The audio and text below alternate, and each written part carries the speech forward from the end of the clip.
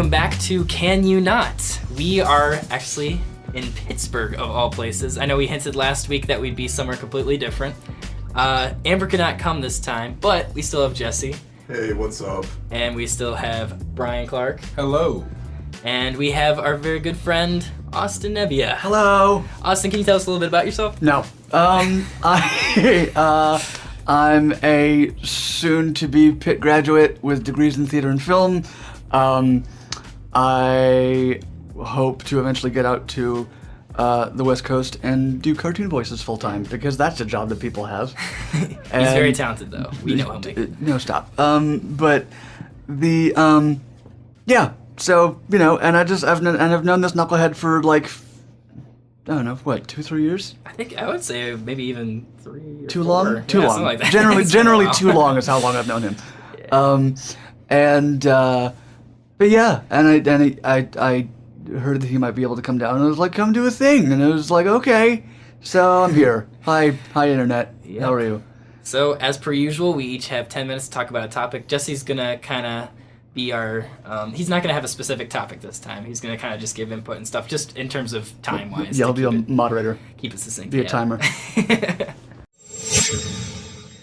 By the time this episode comes out, it's going to probably be a week later or whatever, but Prince just passed away, and which has been extremely sad in terms of like losing just a really fantastic artist whose impact was just, you know, incredible. Too many fantastic artists. Oh yeah, this year, ridiculous. It's terrible. But one thing that Prince has been very known for, especially within the past 15 years, is his limiting of the distribution of his music. You know, yeah. So, Can I say a thing? Oh yeah.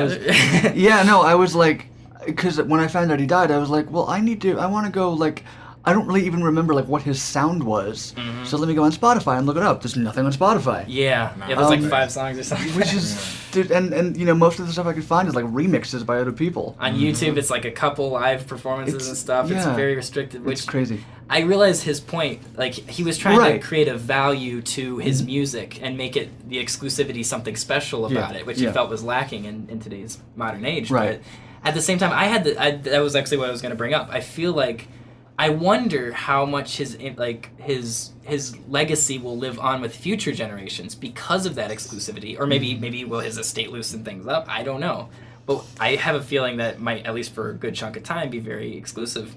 So I guess what I was wondering, like, is this a good thing? Is this a bad thing? Or like, is he limiting his legacy, or is he actually protecting it in a sense because he's making it something that you have to kind of work a little bit to get? I don't think that.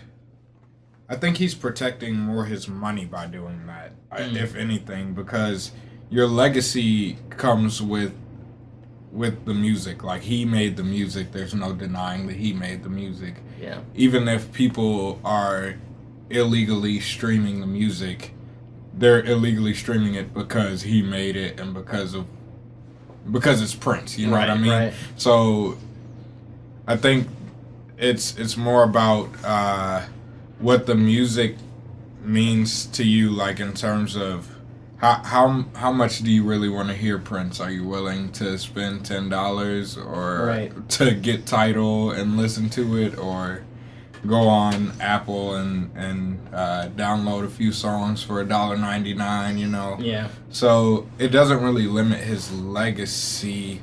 It just, I think he's just he's trying to protect his money, because there are a lot of artists that don't get that. Yeah. I mean, just think about this. He's one of the very few artists that have sold over 100 million records. Oh yeah, Like, absolutely. put that into context. So clearly he knows what he's doing with branding and selling his items. Right. I mean, this is what he is doing, and this is the backbone of the legacy he wants to leave. I think he's showcasing to future artists that you do not need to sell yourself short or like give yourself free to make money and make a movement happen. Yeah. And he's doing that even to the digital age now, even after his death. Yeah, I think his whole thing was like, and you know, we were talking about this at dinner. Like, I didn't grow up with Prince. I knew he existed, but I wasn't exposed to him nearly as much as I was to other artists of his ilk. And at least you're honest about that. Some people are like, "Oh my God, Prince," and they have no clue who he is. No, it's like when I like what I posted on Facebook was just like, I was very sad to hear of his death, and I know that a lot of people are affected by it, and I hope that his family's okay. That's pretty much what I said. Right. Because I wanted to keep it short and sweet and honest, and that was my honesty. Like, you know, but I think that for yeah, like it certainly says something about the way the media controls distribution, right? Like because there's a lot of artists that would kill at the chance for like their sales to spike if they pass away. Yeah. Or you know for their family to get money even if they pass away from sales of their stuff. And he never had that, and you know. Or at least, you know, in a widespread format. Yeah. And I just think that, yeah, it means that the people that... It also... The exclusivity, I think, matters a lot because it's not just him being exclusive for exclusivity's sake. Yeah. It's him building a community of people. And making a statement. And making a statement by doing so, yeah. Right. So, and that, you know, that's, some people would say that that's a form of art in itself. Yeah. And, you know, that's actually, I was thinking about that a lot. Like, that's one of my favorite things about artists is, like, you can't, I've seen a lot of videos where people are, like, listening to music or looking at, like, contemporary art installations or whatever, and they're talking about, oh, well, because you can find this thing here and it's in this particular way of looking at it, I don't think that's art. And I'm like, well, that's okay. Like, you can have your opinion about that, but at the same time, somebody thinks it's art because the artist made it. Oh. Right. So, like... It hits I had a somebody. huge debate with some friends about the song Work by Rihanna and them saying that they didn't think it was music and... That's a great song. That's exactly what I was saying. And how some music serves a different purpose than other music. Work is not meant to be the song that you listen to when your boyfriend just broke up with you. It's the song that you listen to when you're out having a good time with your friends, or you're just, you it's know not what I making mean? a grand social Right, statement it's about not America or anything. Right, but so many people look at our generation of music and say, "Oh, well, you guys are not, you and your stupid rap, hip hop, and you know," and it's kind of like just because our most popular music doesn't serve the same purpose that the most popular music did in the 60s or when Michael Jackson and Prince were in their prime. That doesn't mean it's not music. That just means we're inspired by other things. We needed something else. We didn't need a huge social change. I'm not saying we don't, but that's not what you need when you're going to the club. Yeah. But I think a that huge social movement, you know? I think, though, that, like, I mean, music's always done that, though. Like, maybe we remember some of those songs from the 60s and 70s having an impact, but were those songs even necessarily chart toppers? Sometimes if you look at them, it's a well-known song now for the statement it made, but it wasn't, like, you know, in the top 10 maybe at A the lot time, of Prince's most famous songs were just about a girl that he wanted to have What's sex like with. Bebop Luau, She's My Baby. Yeah. Oh, so profound. Like, oh, Right, right. 1950s, 1960s. Exactly. Yeah. So I think music's always been like that. It's always had different messages. I think the one thing that could hurt his legacy, depending on how you look at it, in terms of him restricting his music and how it's broadcast, is people look at an artist and they say, do you do this art for money? Or do you do this art to inspire people with your art? You know what I mean? And I'm not saying, I'm saying, obviously artists need, if this is what you're gonna do for a living, You need then to make money. Exactly. Yeah, clearly. But a lot of people look at stuff like, I don't know, there are just a lot of artists that don't do it for, like, obviously you can inspire people and you need to make money so you can continue to inspire people, you know what I mean? Right. But a lot of people look at an artist when they pull all their music off of Spotify and they're like, oh, so you don't want me to hear your music, you just want my money, you know? And that's a problem with the listener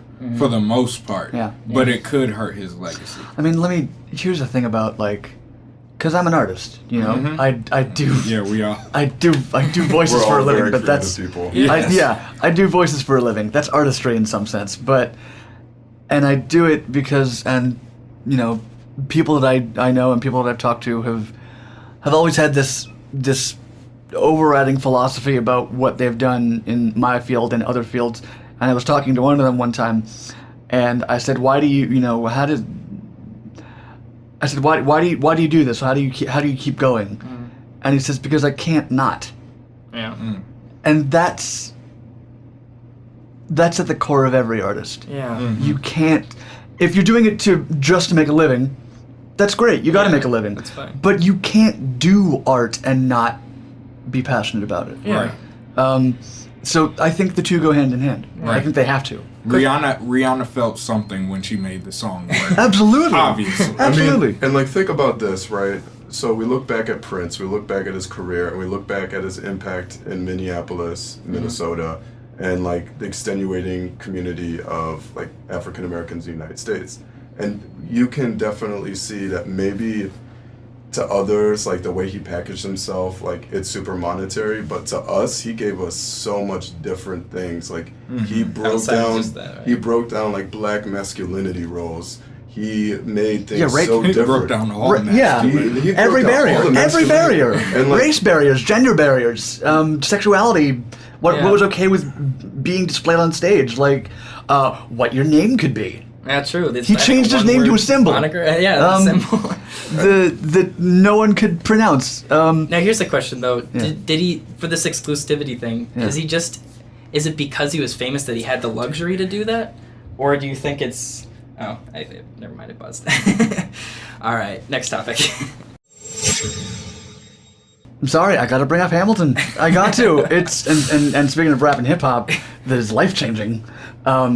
Yeah. So, for anyone who's been living under a rock for the past 11 months, yeah, there you go. There you go. Yeah. So, Hamilton is the like indescribably successful rap and hip hop Broadway musical about the life of founding father Alexander Hamilton, starring mostly people of color, and has taken in, I believe, if my numbers were correct from the article I read this week, I believe it takes in over $150,000 a week. And probably the biggest cultural, like, Broadway The phenomenon biggest, since, the like, biggest Wicked, theatrical right? phenomenon since, like, probably Phantom. But this freaking show, can I swear? I don't know if I can swear. But this freaking show is like, it literally is just changing so much about the way that people view, like, what I love about what Hamilton does is it the same way that Prince did, like, it breaks down barriers of what used to be acceptable. Yeah. Because, the creator / star of the show, Lin-Manuel Miranda, wrote another rap and hip hop inspired show called In the Heights, which was a semi-autobiographical story about his a character like him growing up in the top of Manhattan like he did, being surrounded by both rap and Latino music. And so he fused both of those together and kind of made his own show, which won a bunch of Tonys, and it was huge. But Hamilton is like straight full-on hip-hop, which is something that's really never been tried, at least very successfully, on Broadway before. Oh, yeah. And it's also the fact that he's casting it with mostly people of color, which, first of all, gives them prominent roles to be in things on stage, which they almost never get to do. Yeah. And I love the thing that the director says about it. We want to tell the story of America then with the people from what America looks like now. Which, that's so profound, but right? But I think it's interesting that they said the people that it looked, you know what I mean, like what we look like now. Because but like, look, here's the thing, but it also makes so many great like comparisons to what life was like back then, because you have, so Lin himself plays Hamilton, who was born in the Caribbean and then emigrated to New York when he was a teenager. Much like Lin himself, he was born in Puerto Rico, moved to New York when he was a teenager. So he saw a lot of parallels. Yeah. But it's also the fact that seeing these people as not your history textbook faces, seeing them as real, living, breathing Latino and black and white and Asian people. Instead of a caricature of something we've seen all our lives. It's not, but that's the thing. By being a caricature, it makes it more real. Because these were previously people that you read about in boring textbooks. Yeah. These people had lives and feelings and vibrancy, and they lived and they died, and we forget that. Yeah. And specifically about Alexander Hamilton, who's often, he's on the 10, but what do people know about him? They know he's on the 10. Yeah. Some people know he was the country's first Secretary of the Treasury. Right. And most people, because of that Got Milk commercial, know that he was shot in a duel with Aaron Burr. And that's it. Yeah. That's basically all anybody knows. So, but he was one of the founders of this country. Yeah. So why is his name not often said alongside Franklin and Jefferson and Washington and Madison and all those people? Which is what the show is attempting to answer, but it's doing it through hip-hop. And the way that I love that is because, this is a thing, I don't want to take up the whole 10 minutes, but it's because this is a thing that deals with so many things at once. It's bringing hip-hop to people who wouldn't normally like hip-hop. It's bringing Broadway to people who normally like hip-hop but wouldn't like musical theater. Yeah. It's giving prominent roles to people of color. It's, but above all, it's telling the story of our country in a different light, because we've seen, and the thing about the accuracy, I actually saw somebody on Facebook that was like, he's disrespecting history by not being accurate and casting white actors. I'm like, no, he's actually, it's his interpretation. He actually went out of his way to be more than accurate with Hamilton's life than most people have ever been. Oh yeah. I've heard people say it's stunningly accurate. It is stunningly accurate. And I haven't been able to get a ticket because they're $700 a seat. Oh yeah. Which is ridiculous. Must be worth it though. I'm sure it is. I really hope it is. When you were talking about humanizing the history, it's something that I think sometimes pops up on Facebook and stuff like that is when they colorize old black and white photos from late 1800s and stuff. I think about that all the time. It's we have this veil of the black and white photography that that's gone. Everything is it's a disconnect, right? Yeah. Huge disconnect. I also I was thinking it's a slightly different thing, but same topic.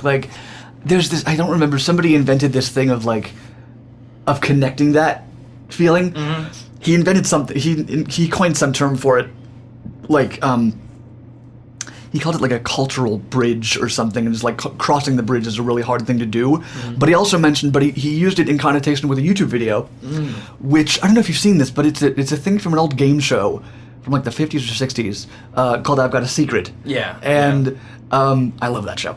And the guy that came onto the show in the 60s was 99, and his secret, which the panelists had to guess, was that he was the oldest living person at the time to have seen Abraham Lincoln get shot. Oh, he was he was 2. Yeah. And now we can watch that. Yeah. In 2016. What is that about? That's pretty crazy. That's just nuts to me that we can see somebody who was alive in, what was that, the 1860s? I just find that, that's so crazy to me. Right. Back to Hamilton, it's the fact that the other reason that they chose to do it in hip hop is because especially with Hamilton, who did and wrote and talked so much, you can't really tell it in any other style because there's so much you have to get out. Oh, that's a good point. Just the words per minute. Yeah, and I believe that Hamilton has over 20,000 words in it. Oh man! And if they were to tell it someone did the math. If they were to tell the story at the rate of other Broadway shows, it would take 6 hours. But they've narrowed it down to 2.5. That's awesome. And it's also the fact that the level of rapping of some characters shows how smart they are. Mm-hmm. If they get better at rapping, it's because they've gotten smarter. It's they use it for character development. Crazy. That's genius. One of my favorite things is Lafayette in the beginning, who is played by the brilliant Daveed Diggs. he starts who came from LA as a rapper, but he starts as with a bit of a shaky French accent, and he's a great rhyme. He rhymes the French pronunciation of anarchy with monarchy. So you've already got anarchy. How you anarchy. And it's like this weird moment where he's trying to figure out English. Yeah. And then by the next time he sings, he's spitting the fastest bars in the show. Right. Because he's become a war general and he's like super on top of things now. Yeah, that's awesome. And so the way that it can use the genre as a way to tell the story is amazing as well. Yeah. I'm talking too much, but yeah, it's. I got 1 minute. Oh God, go see Hamilton if you can afford it. It's amazing. Yeah, it's one. I've heard from several people that have seen it. It's one of the most life-changing things you can ever go see. Yeah, at least go listen to the album because it's free on Spotify, unlike Prince. So just go and just go and do that because it's great. Okay, yeah. Who's next? Yeah, I know that like my girlfriend and I went to New York for the first time recently. Oh yeah? And we were talking about like what show could we see or something like that, and I was like, Hamilton sounds really awesome, and she's like, Joe, if you want to see Hamilton, you have to wait like 2 years. You do. Like, I'm not even exaggerating. She's not. Okay, yeah. She's not. That makes You could have sense. always tried for the lottery, but Right. fat chance getting in there. Really taking a chance. Yeah, it's crazy. Yeah, so we saw Something Rotten So good. and Buried Child. Oh, how was Buried Child? Oh, I really liked it. Cool. I freaking loved Something Rotten. Great show. It was very Lots of enjoyable. fun. I thought it was To awesome. some theater. And it was a birthday present for me too. She thought of the Oh. whole thing, so she planned it all out. It was so sweet. Happy birthday, man. Shout out to Bryce. I was reminiscing with an old friend of mine, and I sent her. We were sending pictures back and forth, and I sent her a picture of me, her, and my brother Poppy, who lives in Africa. He's actually Senegalese, and my friend goes to Marietta, which is a predominantly white school, and she showed the picture to one of her friends, and the story, it was kind of funny to me at first, but her friend thought that the picture was from my friend's trip to South Africa, because she most of the people in Marietta aren't used to people of color being around them at all. So I just wanted to talk a little bit about the idea of isolation versus like Diversity.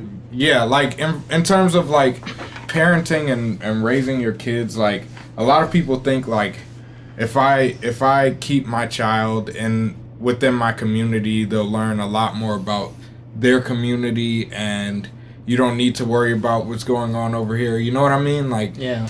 versus the idea that if you expose your child to more things, that they'll observe different things that will help them become the person they're supposed to be. You know what I mean? Right. Yeah. So interesting thing about this, it's all on the part of the parents, right? Mm-hmm. Because usually kids don't get to make those choices of religion. Yeah, they do. Right. Who they're friends with, you know what I mean? It's all the socialization process. So if you're like a majoritarian counterpart and you live in an upper class neighborhood, unless you live in Shaker Heights or like well-diverse neighborhoods. Cleveland Heights. Shout out to the Heights, Tigers. You know what I mean? Or like well-diverse areas around the country, most likely it's going to be white and Northeast Asian. Right. And you know what I mean? Yeah. And Right. that's the diversity, or sometimes South Asian with Indians. So you're at this point where it's a social class issue and it's also a race issue, and they're Right. intersecting each other more now than ever because of what's going on with the digital divide, who has the Right. technology, who has the resources, a bunch of felony disenfranchisement. You're getting into a bunch of stuff. So what's crazy about this is people see this as like a race issue, but like the reason why there's no one in that neighborhood or those school districts is because over time you segregate neighborhoods, Right. put them in poor districts, and you make sure And they stay there. it's about Yeah. way more than race. It's about way more than race, and I just think it's interesting. Like, I don't know how to put it. Like, I don't know how to put it. Somebody else get. Yeah. I grew up at a weird intersection because I lived in a very rural area Yeah. of Ohio. So I knew a lot of people directly around me who were, of course, very much with that mindset of, yeah, I'm happy with my little tiny bubble. I don't want my kids expanded outside this bubble, and we're going to stay in this bubble, and that's good. But then literally 10 minutes away is also Oberlin College, which is one of the most notoriously liberal colleges in the entire country. So having that contrast between, like, it was really weird being really on the precipice between these two worlds, really, because I got both sides of it. And so, I mean, I ultimately ended up going with, I mean, I moved out, so. Oh, God, I hope so. Yeah. So, and they got him a beautiful black girlfriend. Let's go. So, obviously, I've stepped out up. Black girlfriend, Shelby. So, obviously, I stepped outside my bubble. One for the blooper reel. And I'm happy I did, and I'm glad that I had the experience to not just, because I think about maybe who I was when I was very young, and that's by no fault of anybody, but just circumstances, you know, by having a certain limited amount of, like, contact with parts of different, you know, different kinds of people and different kinds of opportunities. So, like... I'm just thinking about tiny, adorable Joe. Big glass. I think what I was trying to say, it's interesting because a lot of these parents don't expect their, like, if you expect your child to only really be successful within your community, right? You know what I mean? Like, if the yeah. success you want for your child is within your community, you know, building up your own culture and your own community, then that isolation might be great for the child. But there's a whole world that child exactly is and you know I mean? I'm always of the belief that, and again it's because we're all artists, I'm always of the belief that, you know,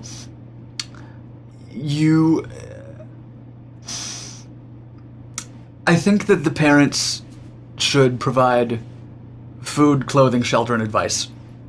That's pretty much as far as, and money if they need it. That's pretty much as far as it goes. For every major decision in a child's life, you know, for what they want to do, for who they want to be, for how they want to act, I think that's their choice. You know, like, the whole thing of, like, my family's going to the same college for 15 generations and I'm not. Well, dude, if your kid can't afford to go to that college, send them to a different college. Right. Like, let them do what they have to do in order to succeed and survive. Like, you know. I was also thinking about, like, in the Amish community, how, like, I was literally just thinking that. Yeah, like, for teenagers, there's, like, the one weekend a year that they send them out and they go explore different things, and then you come back, and I think it helps you to appreciate your culture more, but you also appreciate other cultures. You know what I mean? I mean, in theory, I think that's a good idea, but also comes the addendum that if you choose not to come do back, it, then you can then never you're come never back, coming and you back. are not part of the family. So that's where I think it becomes problematic. Yeah.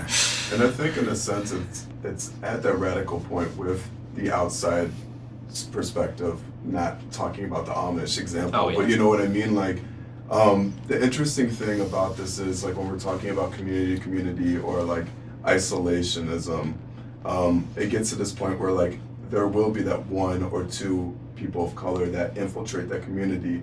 Yes. And see, like, for me, I was one of those. So you have this exceptionalism and tokenism, and they don't know how to deal with it, and it shakes their world. Yeah. So these kids are not prepared for it because guess what? Most of the time, society lets them live in their own realm because their realm gives them an upper hand. And I think what's interesting for me, I've been in tons of different circles, but, like, I'd say in, like, middle school. We're in a circle right now. Actually. Yeah, we are.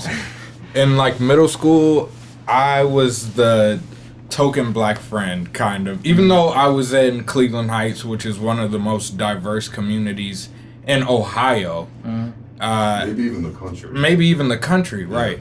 I always found myself, because I was the band geek, and there weren't that many black kids in the band. Yeah. So I found myself with mostly white friends, and for a while I felt like I wasn't supposed to be with these, you know what I mean, with my people. Like, this is the group that I belong to. But I started to expand my mind in high school, you know, got into different groups of friends, you know what I mean? And I think that really helped me to figure out myself, just in general.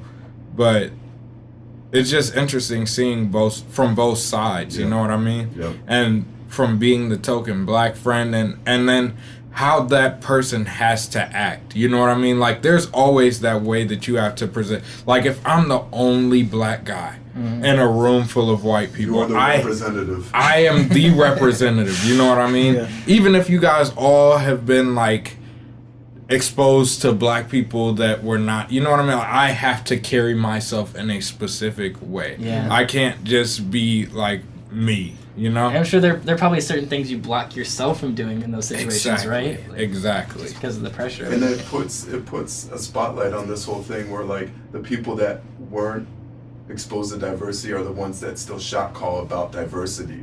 And it puts into perspective typecasting, Exactly. role characteristics, or creativeness, Yeah. and just like personality traits and how you act. I'm reading a really good book called Americana for a fiction class, and in the book it's about a woman who, when she was a child, she grew up in Nigeria and she came to the United States, and it's very much based off of the author's experiences. Adichie, which you should definitely look her up. She's got some great TED Talks and stuff. But within the book, she faces a lot of interesting little things like that. Like, just because the disconnect between even growing up in Nigeria and then just even any American, like, you know, like in the book, the character says, someone asks, like, do you like watermelon or something, trying to, like, goad her, and she doesn't get it, and she's like, yeah, I do. And another student's just like, like, that's what? racist. Right. And she's like, well, I didn't know It's it had racist any to like weight to it. watermelon? Like, I don't know. Like, how is that racist when I literally had no context of it, Yeah, and I no was basis- just saying no I like basis, no watermelon. You know? basis. It's Right. like, I think just little things like that make it's a very fascinating book from that perspective. I really enjoy it. My last comment, I always praise Joe for his ability to like be himself no matter what realm he's in. Like, He's always the same. He's always the same, and I he's shouldn't be praised genuine. for that though. That's how people should. That's be. how Like, everyone should be, but it's just not the norm. And I really appreciate that you, like, there was a day that literally it was Joe and 4 black people. And Joe carried himself exactly the Except same he as said he he didn't like Space Jam, so right. Except that he did Oh. I'm sorry, you're supposed to tell the internet. He does not like Space Jam. Oh How? no! You That's were a not supposed to everyone tell the problem internet. too. Just to be clear, that's a everyone problem. What are you That's saying? not just a black people problem. If you don't like Space Jam, that's a No, everyone dude, problem. now you're messing with my nerd turf, okay? Like, this is a problem What a now. great way to end. Yeah. That was a great way to end. Any so then we'll just do the rapid fire of what we learned. Yep. Yeah. All right, so I will just say what I learned. Okay. just What I one learned conversation. today, without presenting a topic, is actually all 3 of the topics were really, they were really tied together. And Yeah. They really kind of They're were without really, even they're planning. really tied together, and it's like this power of like outside perspective and knowing yourself, and how does that affect the art you perceive Yeah. and digest in the art that you create. Just make an exhibit. I Make mean- an art exhibit about that. It impacts society in whole, so that's what I learned today. I learned that Prince can do whatever the hell he wants, alive or dead, and I'm sure Yeah. people, That's exactly the people what will it come. was. People will continue to find his work. I learned that we are all one people, and we should all be treated the same. And we, world peace, everybody. It's the thing. Let's do it. All you need is love. Yeah, there you go. Yeah. I learned that Pittsburgh is not a place for walking. Get a scooter if you live in Pittsburgh. Oh my gosh. No, but really, I learned a lot of the same things you guys said. You gotta really know yourself and know where you are. And Rock on. And yeah. yeah. And yeah, rock on. And yeah. And with that being said, live from Pittsburgh, Pennsylvania, all of us, can you not? Can Can you you not? Can you not? Can you not? Come on!